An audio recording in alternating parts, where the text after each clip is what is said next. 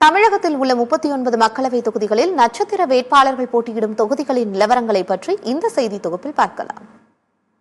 விருதுநகர் தொகுதியில் தேசிய முற்போக்கு திராவிட கழகத்தின் சார்பில் போட்டியிடும் விஜயகாந்தின் மகன் விஜயபிரபாகர்.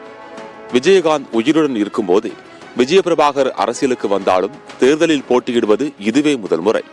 விஜயகாந்த் மறைவுக்கு பிறகு அக்கட்சியினருக்கு ஆதரவு வாக்கு கிடைக்கும் என்பதாலும் விஜயகாந்தின் சொந்த ஊரான அருப்புக்கோட்டை அருகே உள்ள ராமானுஜபுரம் விருதுநகர் மக்களவை தொகுதிக்குள் வருவதாலும் விருதுநகர் தொகுதியை அதிமுகவிடம் கேட்டு வாங்கியுள்ளது தேமுதிக. இவரை எதிர்த்து விழுப்புரத்தில் களமிறங்கியிருப்பது பாஜகவின் வேட்பாளர் நடிகை ராதிகா சரத்குமார். நடிகர் சரத்குமார் அகில இந்திய சமத்துவ மக்கள் கட்சியை பாஜகவுடன் இணைத்தார். இதையடுத்து நடிகையும் சரத்குமாரின் மனைவியுமான ராதிகாவிற்கு விருதுநகர் தொகுதி கொடுக்கப்பட்டு அவர் பாஜக சார்பில் போட்டியிடுகின்றார். இதனால் விருதுநகர் தொகுதி தற்போது நட்சத்திர தொகுதியாக அந்தஸ்து பெற்றுள்ளது. தூத்துக்குடி தொகுதியில் திமுக வேட்பாளராக களத்தில் உள்ளார் கனிமொழி. கனிமொழி 2009ஆம் ஆண்டு மாநிலங்களவைக்கு திமுக உறுப்பினராக தேர்ந்தெடுக்கப்பட்டதன் மூலம் அரசியலில் அடியெடுத்து வைத்தார். திமுகவில் மாநில மகளிரணி செயலாளராக நீண்ட காலம் பணியாற்றிய அவர் முதல் முறையாக 2019ஆம் ஆண்டு மக்களவைத் தேர்தலில் தூத்துக்குடி தொகுதியில் போட்டியிட்டு வெற்றி பெற்றார். கடந்த 2022ஆம் ஆண்டு அக்டோபர் முதல் கட்சியின் துணை பொதுச் செயலாளராக இருந்து வருகிறார். கடந்த ஆண்டு தூத்துக்குடியில் ஏற்பட்ட மழை வெள்ள பேரிடரில் களத்தில் இறங்கி பணியாற்றியதன் மூலம் நம்பிக்கையோடு திமுக வேட்பாளராக தற்போது நிறுத்தப்பட்டுள்ளார். இவருக்கு போட்டியாக அதிமுக சார்பில் வேட்பாளராக ஆர் சிவசாமி வேலுமணி அறிவிக்கப்பட்டுள்ளார். மேலும் பாஜக கூட்டணியில் தமிழ்நாடு மாநில காங்கிரஸ் சார்பில் விஜயசீலன் போட்டியிடுகின்றார். கடும் போட்டி காரணமாக தூத்துக்குடி தொகுதியும் தற்போது நட்சத்திர அந்தஸ்தை பெற்றுள்ளது. தென் சென்னையில் தமிழிசை சவுந்தரராஜனும் திமுக சார்பாக தமிழச்சி தங்கபாண்டியனும் களத்தில் போட்டியிடுகின்றனர். தமிழக அரசியலில் தமிழிசை சவுந்தரராஜன் சற்று வித்தியாசமானவர். அவரது தந்தை காங்கிரஸ் கட்சியின் முன்னாள் தலைவர் குமரி அனந்தன். ஆனால் அவரது மகளும் மருத்துவருமான தமிழிசை 1999ஆம் ஆண்டு பாஜகவில் தன்னை இணைத்துக் கொண்டார். கடந்த 2019ஆம் ஆண்டு நடந்த நாடாளுமன்ற தேர்தலில் தூத்துக்குடி தொகுதியில் போட்டியிட்டு தோல்வியடைந்தார். இருப்பினும் அதே ஆண்டு செப்டம்பர் மாதம் 8ஆம் தேதி தெலுங்கானா ஆளுநராக மத்திய பாஜக அரசால் அவர் நியமிக்கப்பட்டார். இந்நிலையில் தெலுங்கானா ஆளுநர் பதவியை ராஜினாமா செய்த தமிழிசை தற்போது தென் சென்னையில் திமுக சார்பில் போட்டியிடும் தமிழச்சி தங்கபாண்டியனை எதிர்த்து போட்டியிடுகின்றார். கோவையில் தமிழக பாஜக தலைவர் கே அண்ணாமலை போட்டியிடுவதால் அந்த தொகுதியும் நட்சத்திர அந்தஸ்தை பெறுகிறது. முன்னாள் IPS அதிகாரியான அண்ணாமலை பாஜகவின் தமிழ்நாடு மாநில தலைவராக 2021ஆம் ஆண்டு பாஜகவில் மூத்த தலைவர்கள் பலர் இருக்கும்போது மாநில தலைவராக நியமிக்கப்பட்டார். அது கட்சிக்குள் பெரும் சலசலப்பை ஏற்படுத்தியது.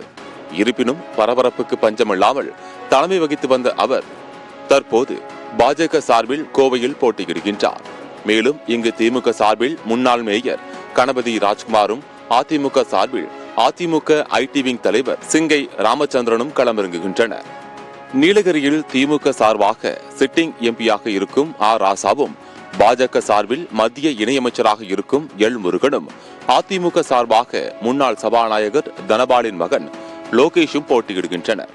திமுகவை சார்ந்த ஆர் ராசாவுக்கும் பாஜகவை சார்ந்த எல் முருகனுக்கும் போட்டி அதிகம் இருக்கும் என்பதால் இந்த தொகுதியும் தற்போது நட்சத்திர அந்தஸ்தை பெற்றுள்ளது. இதில் நீலகிரி தொகுதியில் ஆர் ராசா 2 முறை வெற்றி பெற்றிருப்பது குறிப்பிடத்தக்கது.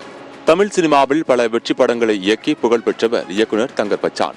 பல்வேறு சமூக பிரச்சனைகள் குறித்து பேசி வந்த இவர் முதன்முறையாக நேரடி அரசியலில் களமிறங்கியுள்ளார். கடலூர் தொகுதியில் பாமக சார்பில் இயக்குனர் தங்கர் பச்சான் போட்டியிடுகின்றார். இவருக்கு போட்டியாக நாம் தமிழர் கட்சி சார்பாக கடலூர் நாடாளுமன்ற தொகுதியில் மணிவாசகன் போட்டியிடுகின்றார். சமூக பிரச்சனைகள் குறித்து பேசி வந்த தங்கர் பச்சான் தற்போது நேரடி அரசியலில் கடலூர் தொகுதியில் இறங்கியிருப்பதால் இந்த தொகுதியும் தற்போது நட்சத்திர அந்தஸ்தை பெற்றுள்ளது. பாமகவின் செல்வாக்குமிக்க தொகுதியாக கருதப்படும் தர்மபுரி தொகுதியில் பாமக சார்பில் சௌமியா அன்புமணி போட்டியிடுகின்றார். முதலில் பாமக முன்னாள் மாவட்ட செயலாளர் அரசாங்கம் போட்டியிட இருப்பதாக அறிவிக்கப்பட்ட நிலையில் தற்போது சௌமியா அன்புமணி போட்டியிடுகிறார். இவருக்கு போட்டியாக திமுக வேட்பாளராக தர்மபுரி மாவட்ட திமுக துணை செயலாளர் ஆமணி அறிவிக்கப்பட்டுள்ளார். மேலும் அதிமுக சார்பில் மருத்துவராக உள்ள அசோகன் அறிவிக்கப்பட்டுள்ளார். இயற்கை வள சுரண்டலுக்கு எதிராக சௌமியா அன்புமணி அவ்வப்போது குரல் கொடுத்து வரும் நிலையில் தற்போது அவர் போட்டியிடும் தர்மபுரி தொகுதியும் நட்சத்திர தொகுதியாக அந்தஸ்து பெற்றுள்ளது. தென்காசி தனி தொகுதியில் பாஜக சார்பில் ஜான் பாண்டியன் போட்டியிடுகின்றார். திமுக சார்பில் வேட்பாளராக ராணி ஸ்ரீகுமார் அறிவிக்கப்பட்டிருக்கிறார். மேலும் அதிமுக கூட்டணியில் உள்ள புதிய தமிழகம் கட்சியின் தலைவர் கிருஷ்ணசாமியின் மகன் ஷாம் கிருஷ்ணசாமி இங்கு போட்டியிட வாய்ப்பிருப்பதாகவும் கூறப்படுகின்றது. வேலூரில் இந்திய ஜனநாயக புலிகள் கட்சியின் தலைவர் நடிகர் மன்சூர் அலிகான் போட்டியிடுவதாக அறிவித்துள்ளார். ஏற்கனவே அங்கு திமுக சார்பில் துரைமுருகனின் மகன் கதிர் ஆனந்தும், அதிமுக சார்பில் டாக்டர் பசுபதியும், பாஜக சார்பில் கூட்டணி கட்சியான புதிய நீதி கட்சி தலைவர் ஏசி சண்முகமும் போட்டியிடுகின்றனர். நடிகர் மன்சூர் அலிகானால் பரபரப்புக்கு பஞ்சமில்லாமல் இருக்கும் வேலூர் தொகுதியும் தற்போது நட்சத்திர அந்தஸ்தை பெற்றிருக்கிறது. தமிழ்நாட்டில் தற்போது மக்களவைத் தேர்தல் பிரச்சாரத்தில் அனைத்து கட்சிகளும் தங்களது வேட்பாளர்களை ஆதரித்து தீவிரமாக பிரச்சாரத்தில் ஈடுபட்டு வருகின்றனர். இந்த நட்சத்திர தொகுதிகளில் மக்களின் தீர்ப்பை பொறுத்திருந்து பார்க்கலாம்.